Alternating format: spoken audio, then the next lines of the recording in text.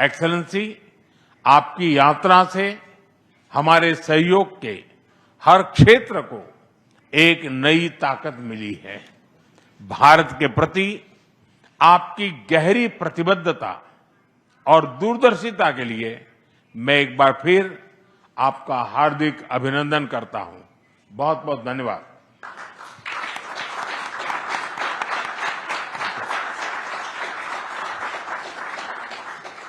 Thank you, sir. May I now request the Right Honourable Mr. Mark Carney, Prime Minister of Canada, to give his remarks to the media. Thank you very much. I will make my remarks in English and in French. And may I begin by thanking you, Prime Minister Modi, for the generous hospitality that you have extended us here in New Delhi. You've extended my ministers as they've visited, and the spirit of partnership with which you've approached our relationship since we first spoke in my capacity as Prime Minister last June.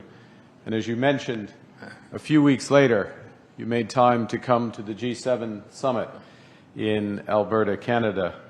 5 months after that, we met in Johannesburg at the G20, and now, today, the first bilateral visit of a Canadian Prime Minister here in 8 years.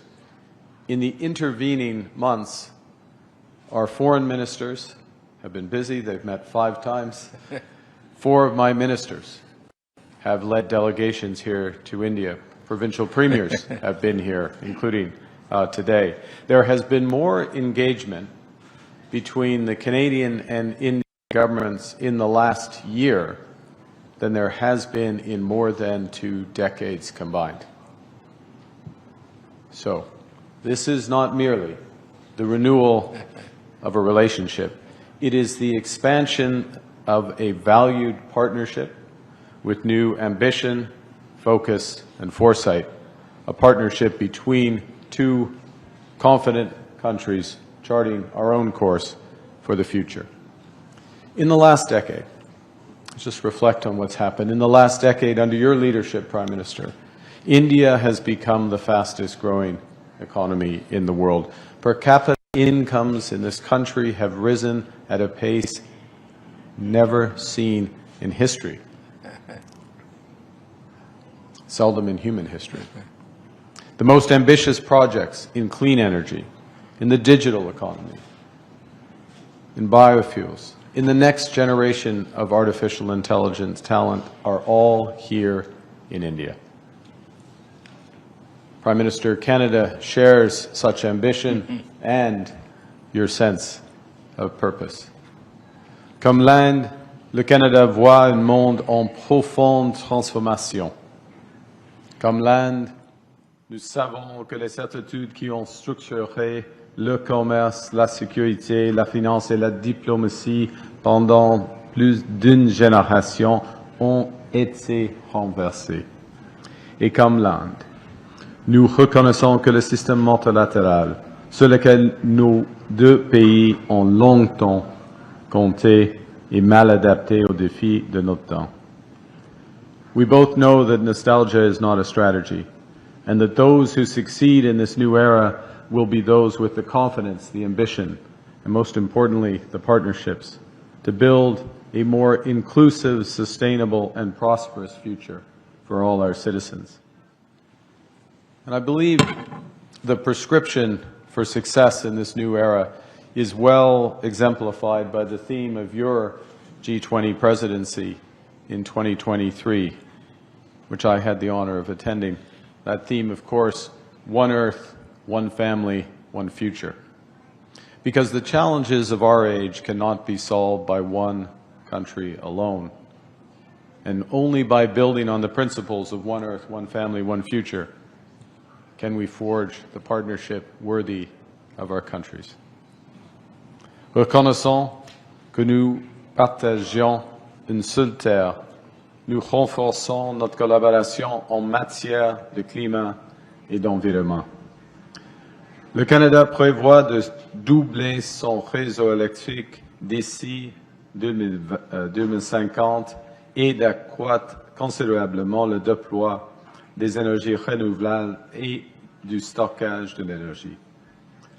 De son côté, l'Inde est une chef de file mondiale dans le domaine de l'énergie solaire à grande échelle.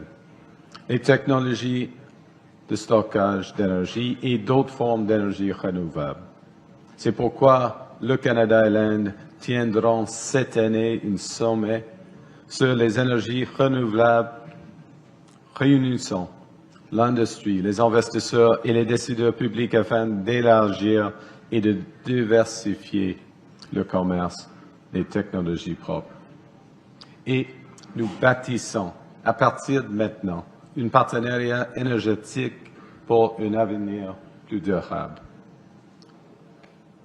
India is a country whose demand growth for energy is projected to double by 2040.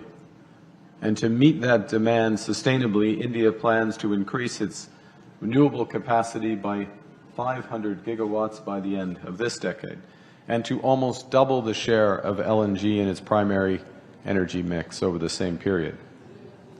Canada is well positioned to contribute as a reliable supplier of the world's lowest carbon, responsibly produced LNG from our west coast.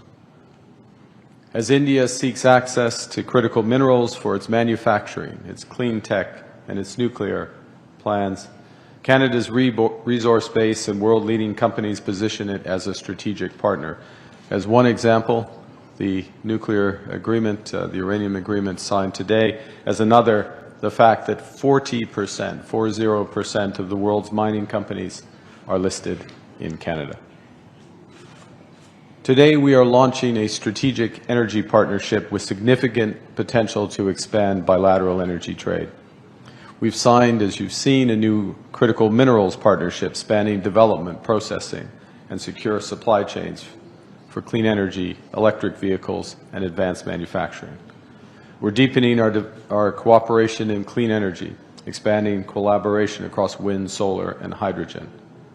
Because Canada has big plans as well. We plan to double our grid by 2050, and India can be a major partner in this expansion. As you've seen, the Government of India and Cameco have signed a major $2.6 billion uranium supply agreement supporting India's nuclear ambitions and our shared commitment to clean, reliable baseload power. All of these agreements, under one planet, are beginning of a new prosperous relationship that will offer generational opportunities for workers and businesses in both our countries